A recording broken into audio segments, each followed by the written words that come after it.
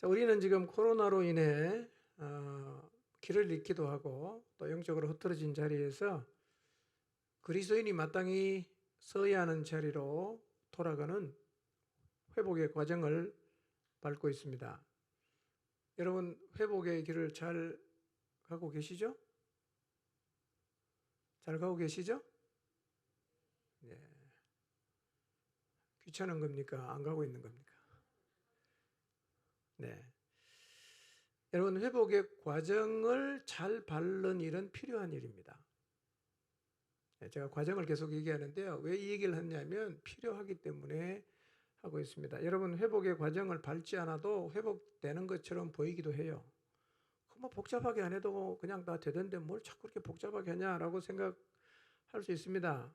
여러분, 회복의 과정이 필요 없어 보일 수도 있는데 이 과정을 잘 밟아서 온전히 회복된 자리에 서지 않으면 우리 마음에 두려움이나 절망이나 불안이나 염려나 이런 것들이 남아있어서 계속 이 자리를 맴도는 거예요. 오늘은 두려워하고 내일은 염려하고 모레는 불안해하고 그 다음 날은 절망하고 이게 번갈아가면서 우리의 마음에서 일어난단 말이에요. 그리고 겉으로 보기에는 시간만 가면 다 해결되는 것처럼 보일 수도 있어요. 겉으로 보기에는 시간만 가면 상황이 정리되는 것처럼 보이기도 하는데요. 여러분, 회복의 과정을 안 밟으면 우리 내면에 엉거리들이 남습니다. 이게요. 남아있어요. 계속 올라옵니다. 예. 그래서 회복은 과정을 잘 밟는 것이 필요한데 회복을 위한 과정은 제가 지난 3주에 걸쳐서 말씀을 드렸는데요. 잠깐 좀 정리를 해보겠습니다. 진짜 우리가 회복하려고 하면 이 과정을 밟아가야 되는데요. 첫째는 뭐냐면 회복이 필요한 자신의 모습을 보아야 됩니다. 이게 정말 중요한 거예요. 예. 나는 회복이 별로 필요가 없다라고 생각하는 한 간절함으로 회복의 자리에 나갈 리는 없을 것입니다. 그렇죠? 멀쩡한데 무슨 회복합니까? 안 아픈 사람이 병원에 안 가잖아요. 같은 이치입니다. 자, 이 부분에 대해서는 좀 뒤에 가서 제가 좀 살펴보도록 하고요. 두 번째, 회복을 위해서 밟아야 되는 과정은 주님이 제자들을 회복하실 때 가장 많이 하신 일이 찾아가시는 일이었어요. 계속 찾아갔거든요.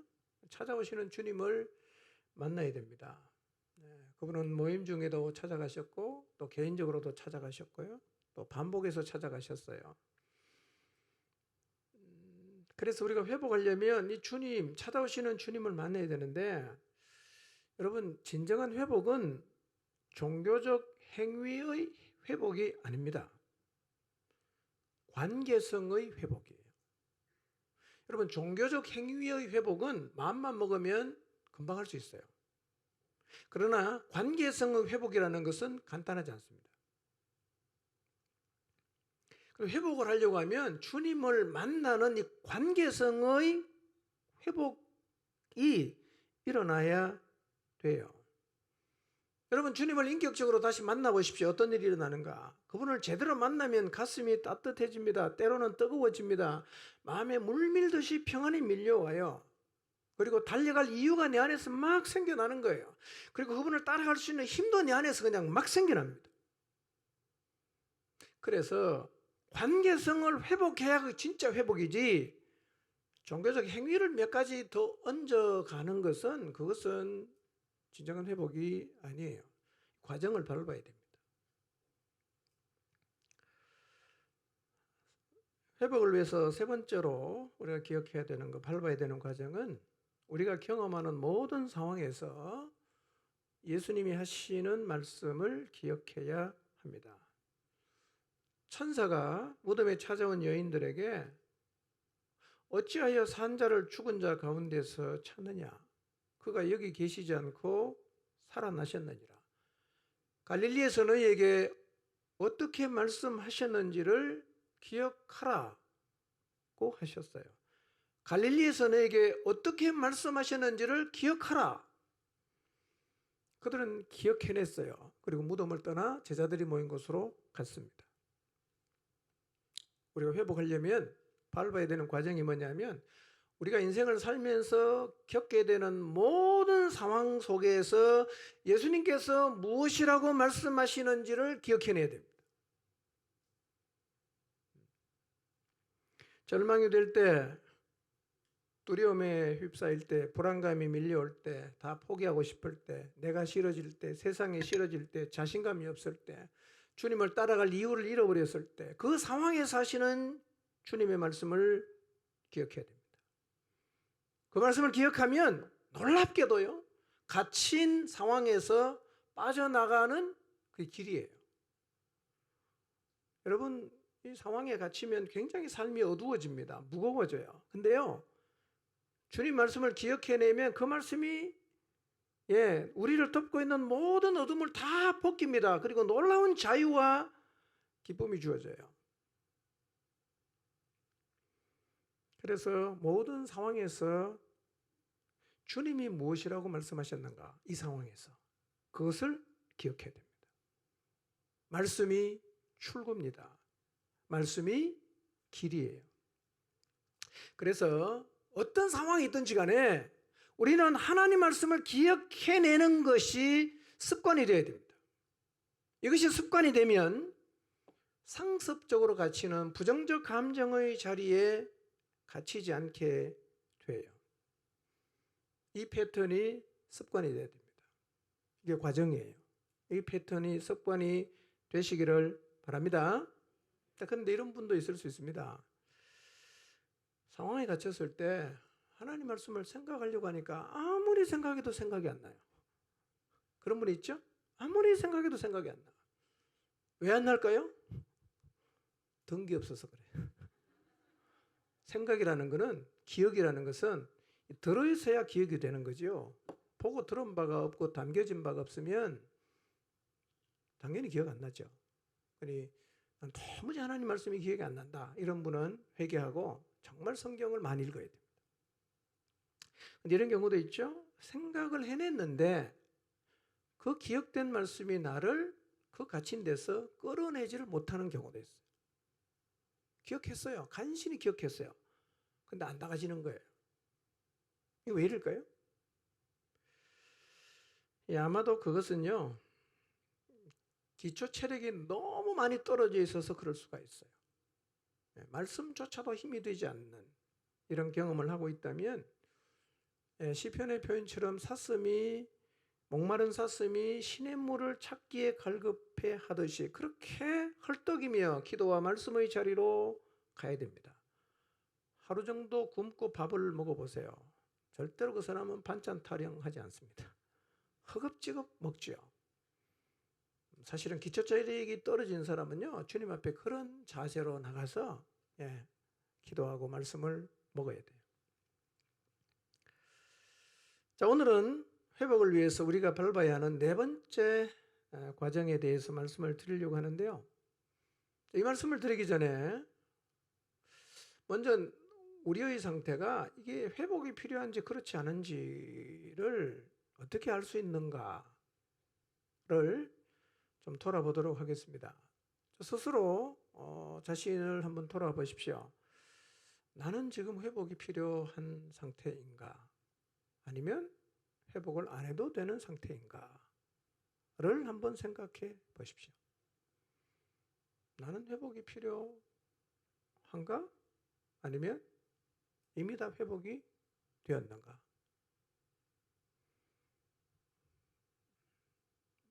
본인 스스로가 대충 알 수 있을 거예요. 제가 이 말씀을 3주 전에 드렸는데 오늘 다시 내가 드리는 이유가 있어요. 왜냐하면 회복의 자리로 나가야 되는데 본인은 문제가 없다고 생각하는 사람들이 보여서 그래요. 저 친구는 주님 앞에 가서 빨리 회복을 위해서 간구를 해야 되는데 전혀 그럴 기미가 보이지 않아서 회복이 필요한 상태가 어떤 상태인가를 다시 내가 말씀드려야 할 이유가 생겼어요.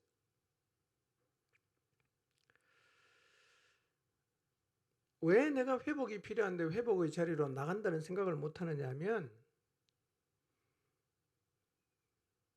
회복의 기준은 너무 낮게 잡아서 그래요.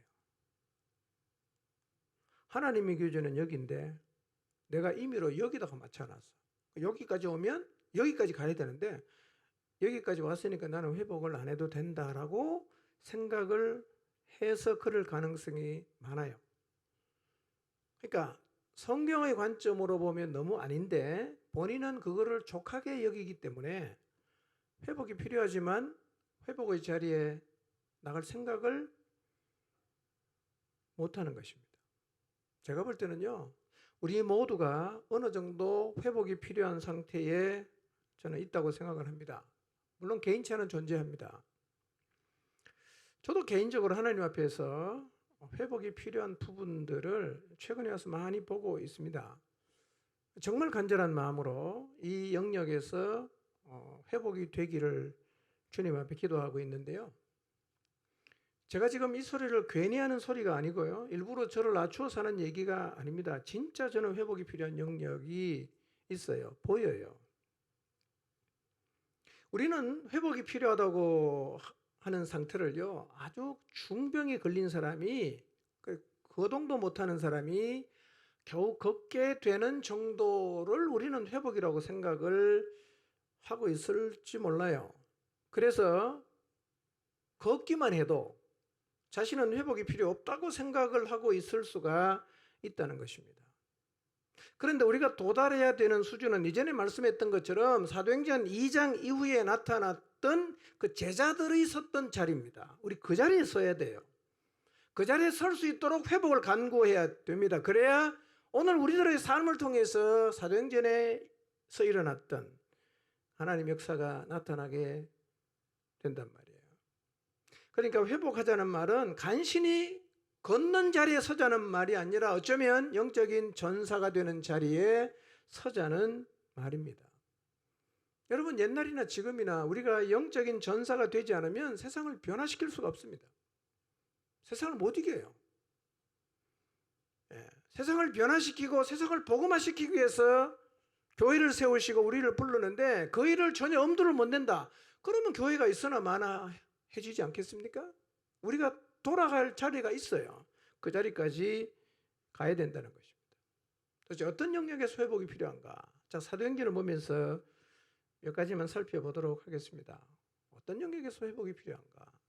저는 사도행전 말씀을 읽으면서요, 이 부분에서 내가 참 회복이 필요하겠다라고 생각한 것 몇 가지가 있는데요. 그걸 좀 여러분에게 소개합니다. 사도행전 4장 5절에서 12절 말씀인데요. 7절, 8절, 9절만 읽어보겠습니다. 7절, 8절, 9절 시작.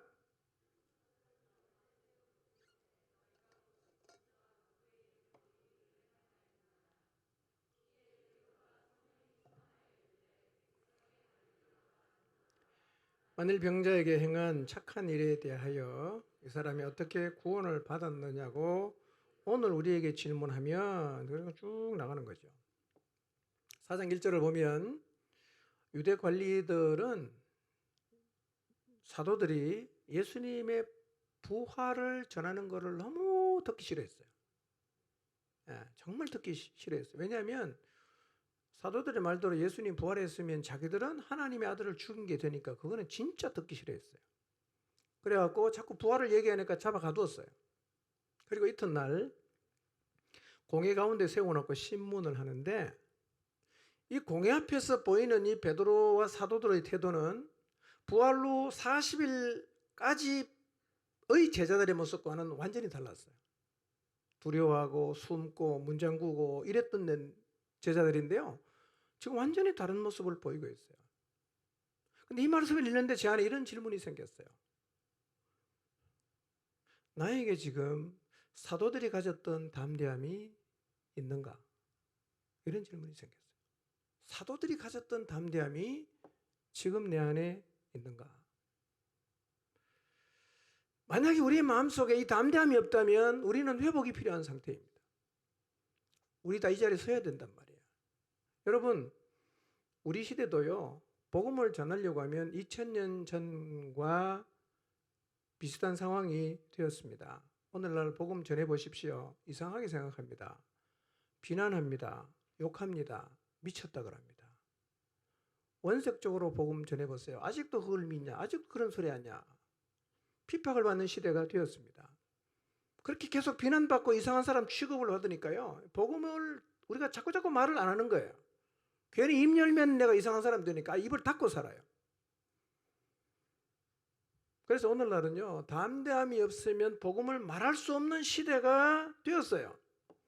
그래서 하나님이 우리에게 주신 사명을 감당하려고 하면 무엇을 회복해야 되느냐? 우리의 마음속에 담대함을 회복해야 돼요. 누가 뭐라고 하든 이 진리의 말씀을 담대하게 선포할 수 있어야 하는데 우리는 과연 이 담대함을 가지고 있는가? 없다면 회복이 필요합니다. 복음을 말하지 않는다면 그리스도는 사실은 존재 이유가 없어지는 거예요.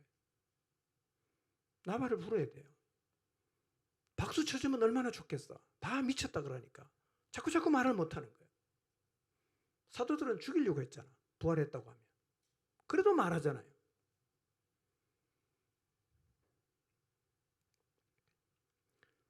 위협에 굴하지 않고 담대하게 복음을 전했던 사도들처럼 오늘 우리도 그런 담대함을 가지고 있는가를 스스로 돌아볼 필요가 있습니다. 이게 없다. 뭐가 필요합니까? 회복의 자리에 우리도 가야 돼요. 그리고 주님 앞에 나가서 하나님, 제가 이 사도들처럼 담대하게 복음을 전할 수 있게 해주십시오. 제게 이 담대함을 주십시오. 라고 기도해야 합니다. 사도행전 7장 59절 60절 한번 읽어볼까요? 좀 크게 읽겠습니다. 시작.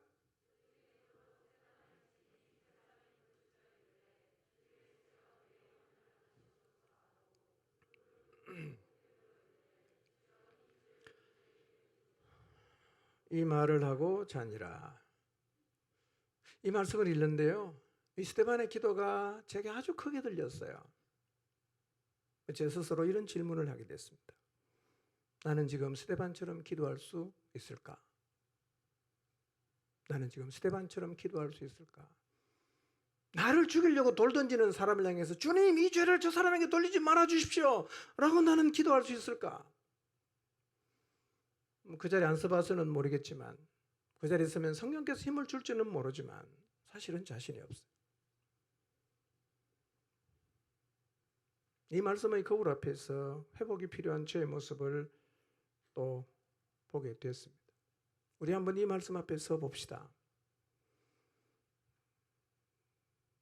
나를 향해 돌 던지는 사람을 위해 주님, 저 사람 몰라서 저렇습니다.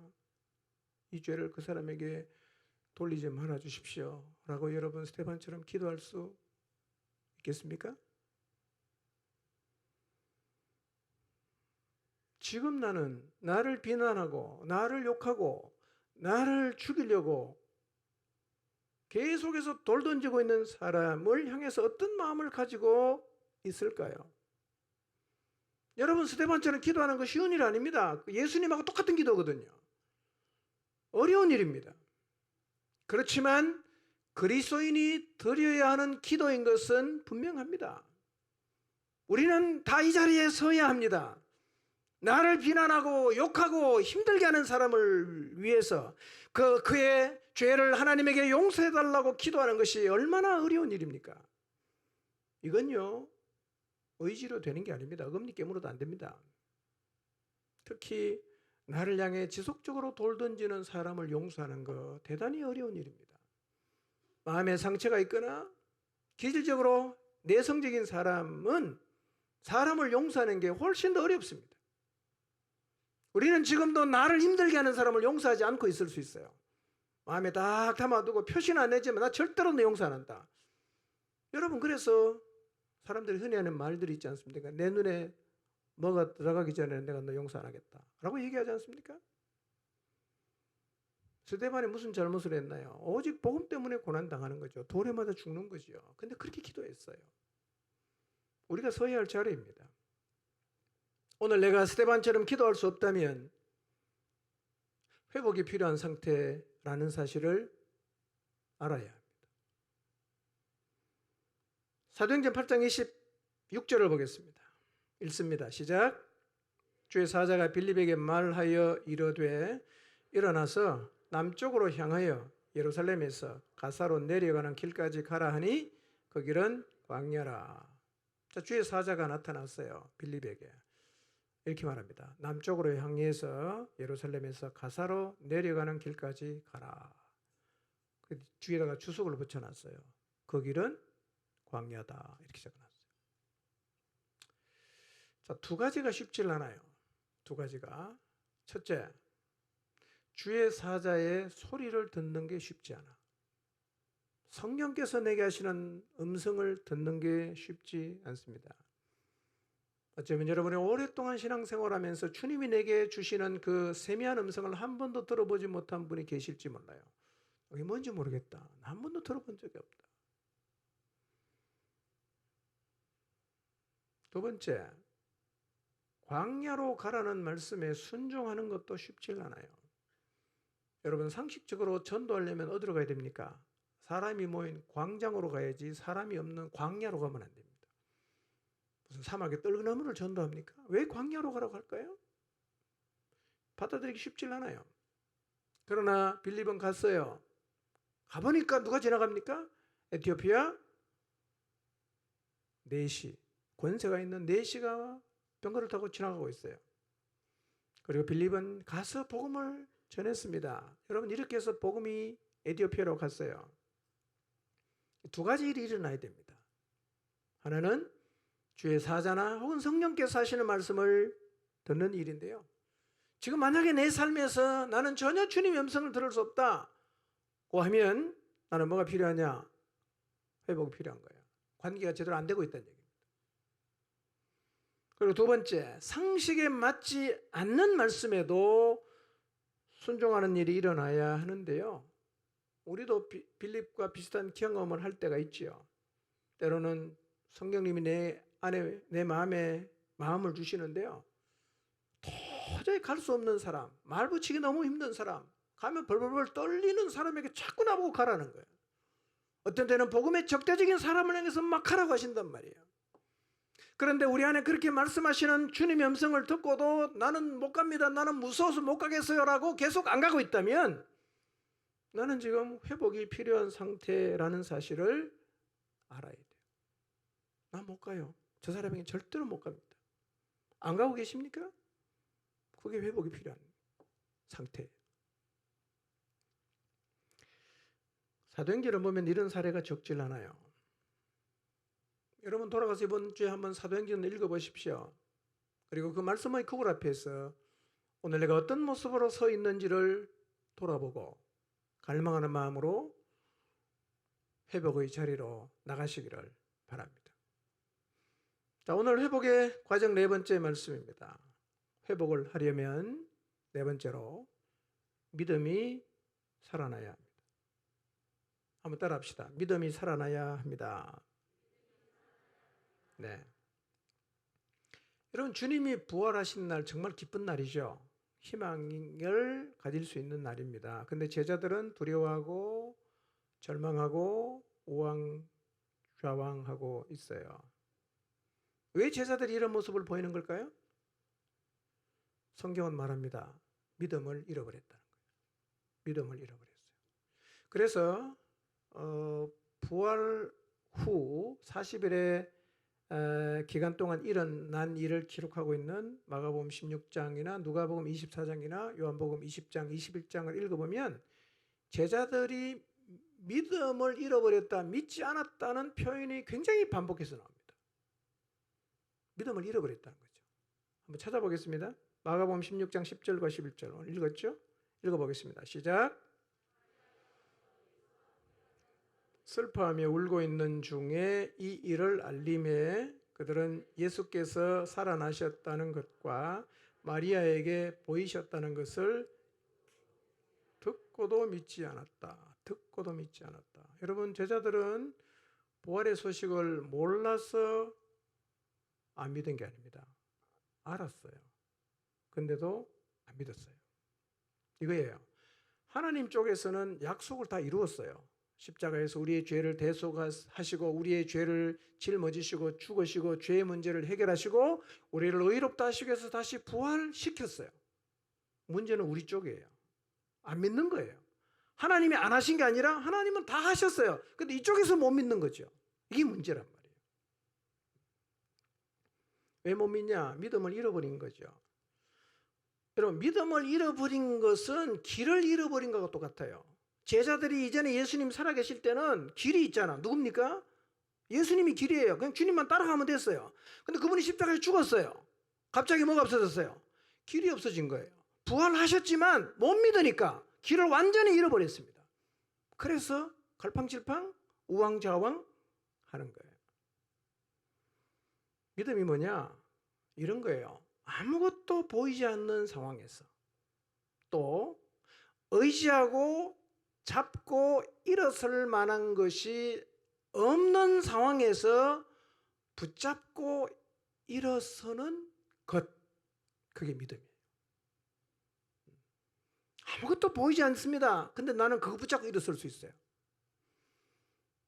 내가 의지하고 붙잡을 게 하나도 없어요. 그러나 그것이 있으면 붙잡고 일어설 수 있어요. 그게 뭡니까?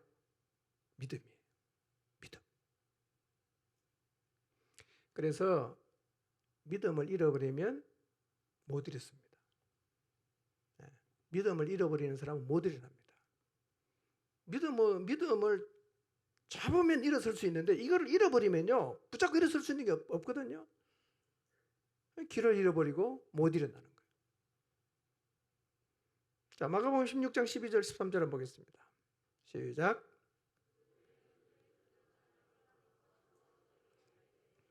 예수께서 다른 모양으로 그들에게 나타나시니 두 사람이 가서 남은 제자들에게 알리었으되 역시 믿지 아니하니라.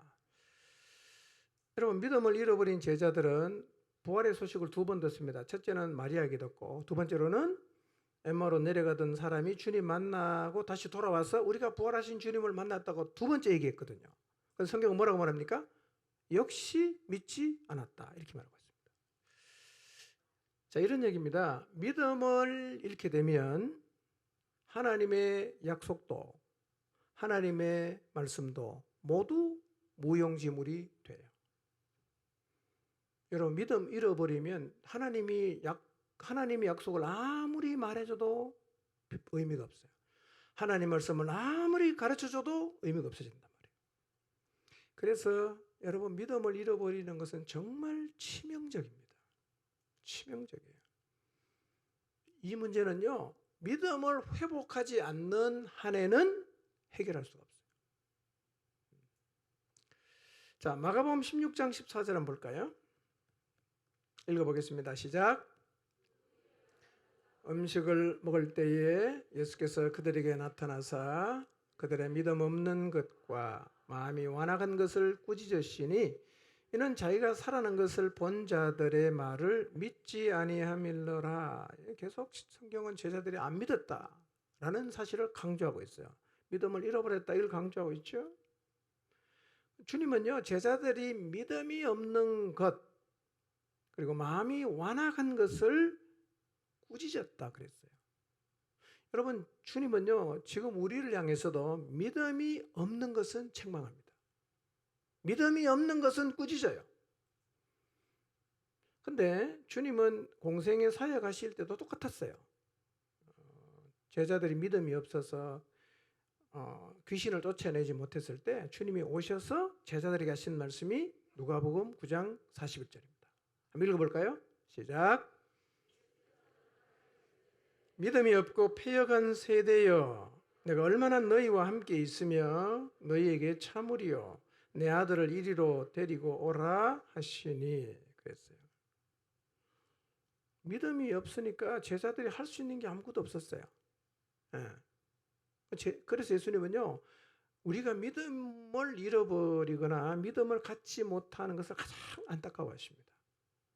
그리고 믿음이 없는 것은 책망하십니다. 그래서 예수님은요, 베드로가 믿음이 떨어지지 않기를 기도하셨어요. 자, 누가복음 22장 32절 한번 볼까요? 읽어봅니다. 시작. 내 믿음이 떨어지지 않기를 기도하였노니 너는 돌이킨 후에 내 형제를 굳게 하라. 자, 왜 예수님은 베드로의 믿음이 떨어지지 않기를 기도했을까요? 예수님이 왜 그랬을까요? 믿음이 없으면 사실은 아무것도 할 수가 없습니다. 믿음이 살아나야 돼요. 믿음은 마치 무엇과 같으냐면 엔진과 같아요. 여러분, 엔진이 멈추면 차가 멈추지요. 똑같습니다. 우리가 믿음을 잃어버리면 주님을 따라가던 걸음이 딱 멈춥니다. 스톱. 믿음을 잃어버린 사람은 더 이상 앞으로 못 나갑니다. 만약에 여러분이 지금 나는 요즘 주님을 따라갈 힘이 없다. 나는 주님을 따라갈 이유를 잘 모르겠다. 그래서 주님을 따라가던 걸음이 멈추어 섰다면 여러분 안에서 믿음이 사라져버린 것은 아닌지를 돌아봐야 됩니다. 믿음은 엔진과 같습니다. 이게 멈추면 딱 서게 돼 있어요. 그래서 예수님께서요, 믿음이 떨어지지 않도록 기도하신 거예요. 아마 주님은 우리 모두를 향해서도 우리 안에 있는 믿음을 잃어버리지 않도록 지금도 기도하실 거예요. 우리를 위해서 기도하십니다. 자, 하나님 보입니까? 안 보입니까? 안 보이죠? 그래서 보이지 않는 하나님을 붙잡는 방법이 뭐냐? 믿음이에요. 믿음이에요. 그래서 의인은 뭘로 살아야 됩니까? 믿음으로 사는 거예요. 자, 히브리서 10장 38절 읽어보겠습니다. 시작. 나의 의인은 믿음으로 말미암아 살리라. 또한 뒤로 물러가면 내 마음이 그를 기뻐하지 아니하리라 하셨느니라. 의인은 뭘로 삽니까? 믿음으로 사는 거죠. 믿음이 있어야 우리가 하나님의 사람다운 삶을 살아갈 수가 있습니다. 그러니까 언제나 우리 안에는 뭐가 있어야 되냐면 믿음이 있어야 됩니다. 자, 여러분의 마음 안에 믿음이 있는가를 한번 생각해 보십시오. 하나님을 향한 믿음이 있어요, 여러분 안에? 그분의 말씀을 절대적으로 붙잡고 갈 수 있는 믿음이 여러분 안에 있습니까? 이걸 한번 돌아보십시오. 우리는 믿음으로 살아가는 사람들이에요. 믿음은 필수입니다.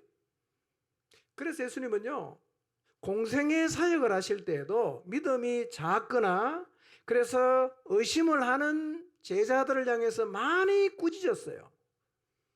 여러분, 우리가 믿음을 잃어버린 것은 굉장히 심각한 문제입니다. 믿음이 사라졌다. 엔진이 꺼진 거죠. 엔진이 꺼진 거죠. 의인에게는 꼭 필요한 게 뭡니까? 믿음이에요. 믿음.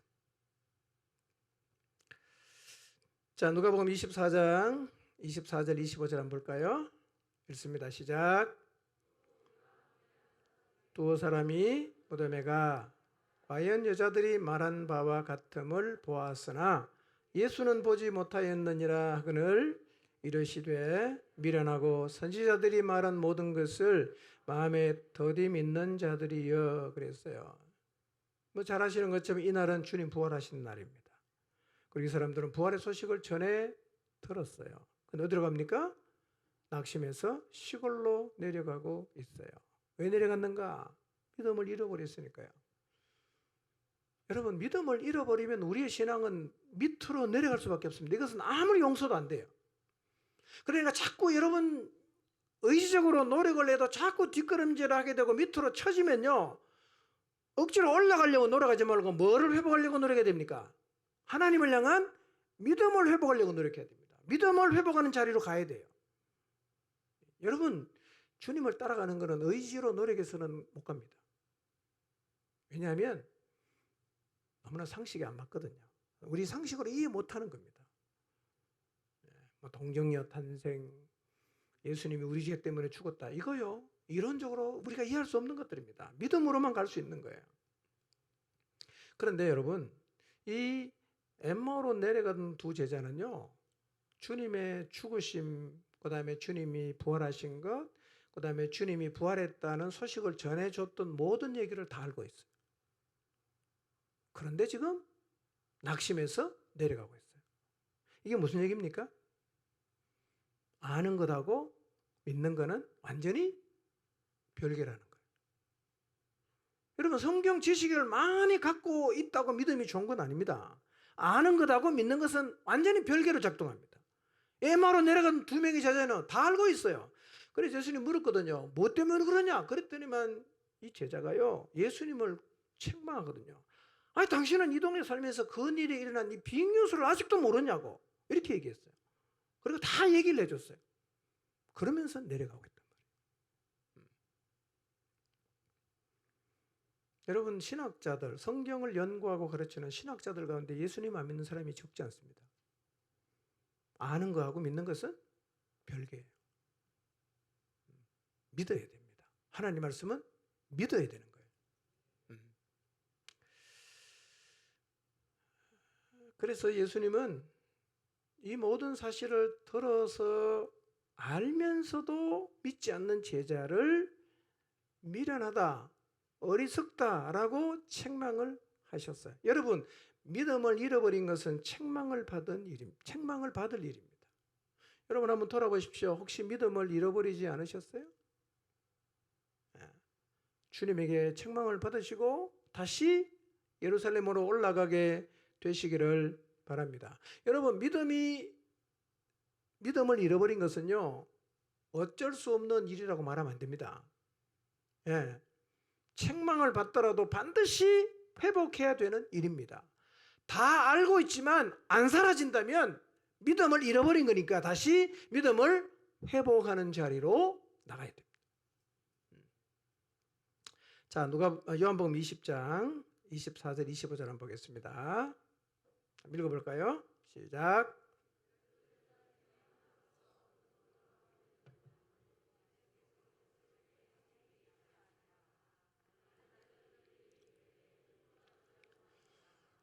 도마가 이르되 내가 그의 손의 못자국을 보며 내 손가락을 그 못자국에 넣으며 내 손을 그 옆구리에 넣어보지 않고는 믿지 아니하겠노라 하니라.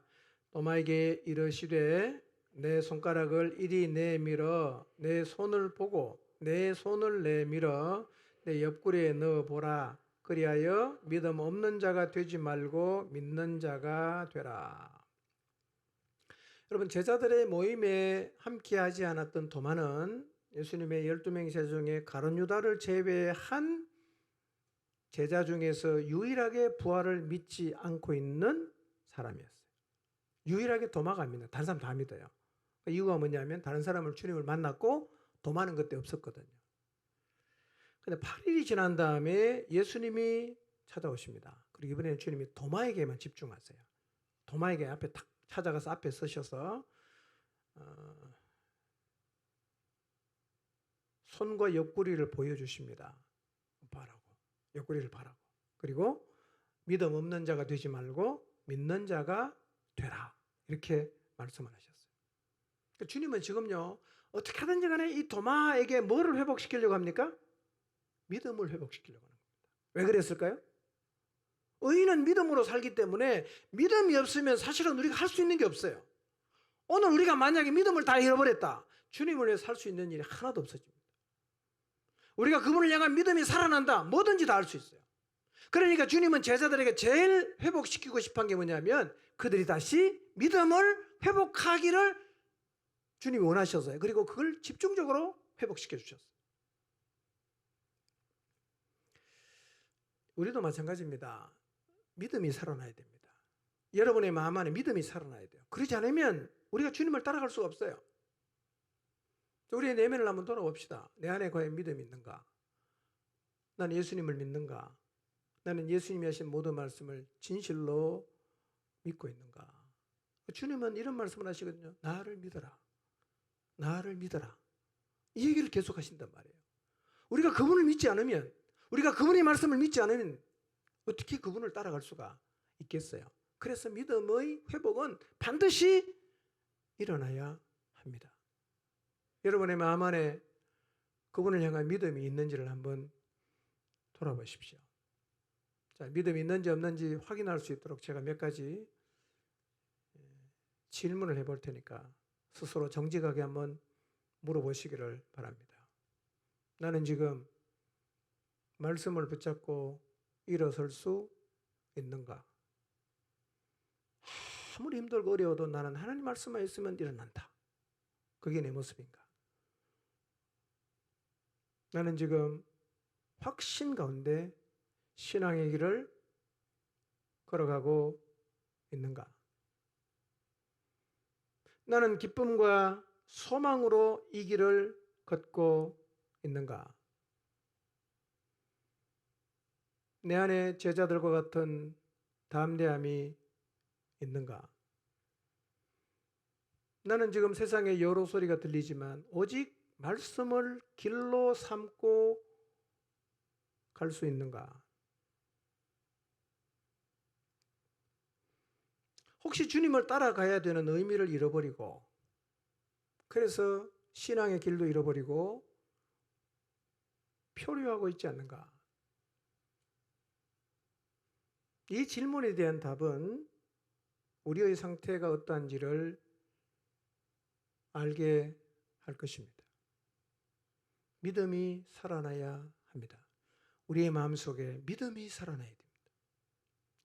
어떻게 하면 믿음이 살아날 수 있을까요? 어떻게 하면?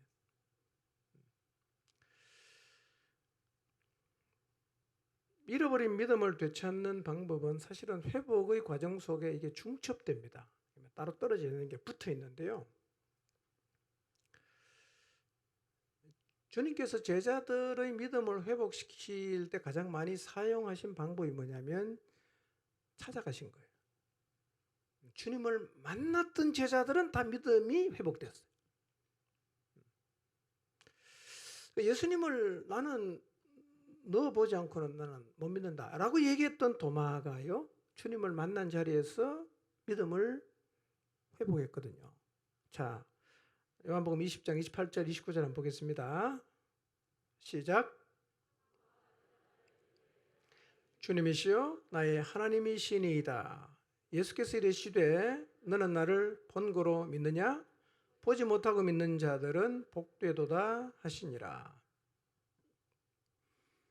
자, 나는 죽어도 못 믿는다, 확인하기 전에는 못 믿겠다라고 하니까 주님이 찾아가서 도마 얘기를 다 들은 것처럼 도마에게 딱 가서 자기 했던 얘기를 그대로 하시는 거예요. 자, 네 손가락 내밀어서 내 손 한번 봐봐라. 네 손을 내 옆구리에 한번 넣어봐봐. 그리고 믿음 없는 자가 되지 말고 믿는 자가 되어야 된다. 부활하신 자기의 존재를 다시 확인시켜 줬어요.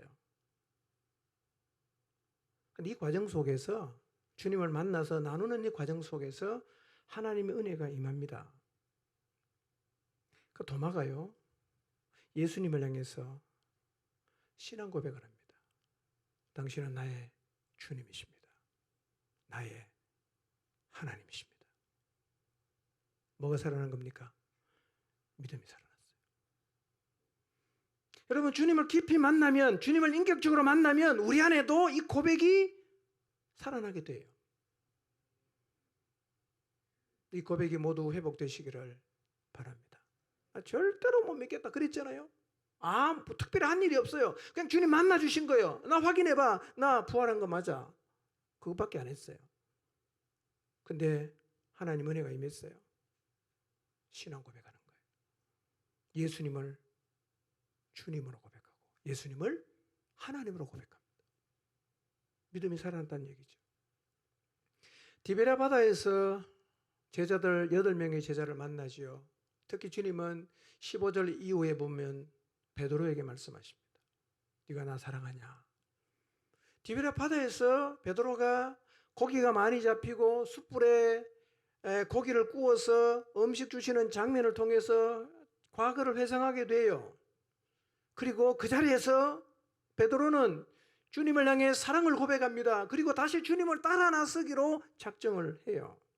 뭐가 회복됐다는 겁니까? 믿음이 회복됐다는 거죠. 주님을 깊이 만나봤어요. 믿음이 살아납니다. 엠마오로 가는 두 제자를 주님이 찾아갔지요. 찾아갔어요. 근데 그 두 제자에게 주님 뭘 하셨어요? 말씀을 가르쳐 줬거든요. 말씀을 들을 때 그들의 가슴이 뜨거워졌다라고 고백을 합니다. 그렇게 주님을 만난 이 2명의 제자가 잃어버린 믿음 되찾습니다. 다시 어디로 갑니까? 예루살렘으로 가지요. 여러분, 찾아오시는 주님을 만나보십시오. 깊이 있게 기도하다가 말씀의 자리에서 예배의 자리에서 찾아오시는 주님을 만나면요, 그걸 갖다가 드러나는 현상으로 설명을 할 수는 없지만 하나님의 은혜가 임하면요, 우리의 마음 안에 죽어버린 믿음이 다시금 살아나는 은혜를 우리가 입게 돼요. 근데 성경을 보면 잃어버린 믿음을 되찾는데 아주 깊은 연관이 있는 게 있습니다. 그게 뭐냐면 성경이에요. 성경. 누가복음 24장 27절을 보시면요, 엠마오로 내려가는 제자들에게 주님께서 성경에 쓴 바 자기에게 관한 것을 자세하게 설명하기 시작했어요. 제자들이 살아났거든요. 성경입니다. 성경. 그리고 45절에 보면 제자들이 다 모인 자리에서 주님이 다시 모세 율법에서부터 시작해서 하나님 성경 말씀을 깨닫게 하셨다라고 말씀합니다. 그리고 믿음이 다시 살아났어요. 여러분, 믿음을 회복하는 것하고요, 성경과는 깊은 연관이 있습니다. 그러니까 말씀을 배제하고는 신앙생활을 할 수가 없어요. 나는 말씀에는 별로 관심이 없어, 오직 기도만 할 거야, 이러면 안 돼요. 회복과 이 성경은요, 깊은 연관이 있어요. 성경을 많이 읽으십시오. 많이 읽으십시오. 많이 묵상하십시오. 여러분, 성경 읽다가 가슴이 뜨거워지고 성경 읽다가 눈이 열리는 경험 틀림없이 할 수 있어요. 말씀이 하나님이거든요. 말씀에는 능력이 있거든요. 말씀을 가까이 해보십시오. 깊이 묵상해 보십시오. 우리 영혼이 잃어버린 믿음 다시 되찾는 이 은혜를 입게 됩니다. 믿음이 살아나면 신앙 고백이 살아나요. 믿음이 회복이 되면 다시 주님을 따라가게 됩니다. 믿음이 회복되면 다시 예루살렘으로 돌아가게 돼요.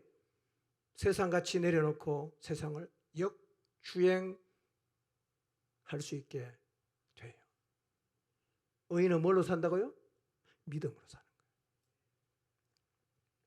이번 한 주 주님을 깊이 만나 잃어버린 믿음을 되찾으시기를 바랍니다. 내 마음에서 도마와 같은 뜨거운 신앙 고백이 나오고 베드로처럼 주님을 향해 사랑을 고백하고 가슴이 뜨거워져서 다시금 예루살렘으로 돌아가는 은혜가 있기를 바랍니다.